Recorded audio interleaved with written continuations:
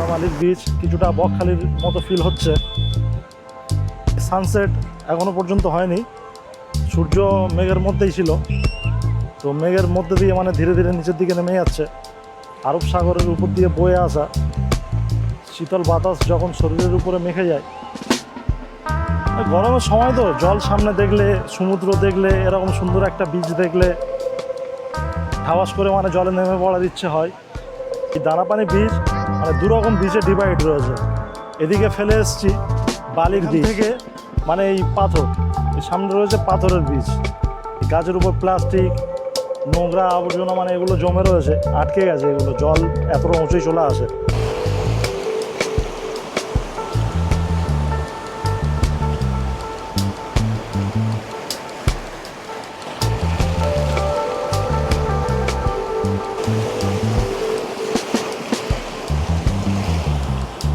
সামনে রয়েছে আকসা বিচ।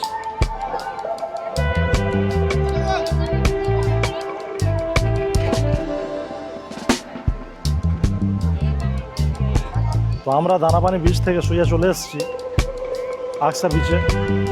হালকা বাতাসে ভেসে আসা সমুদ্রের জলের আওয়াজ, তীখা মিঠা চাটনির সঙ্গে ওড়া পাও, হালকা চাটনি লাগিয়ে এইভাবে খাওয়াটার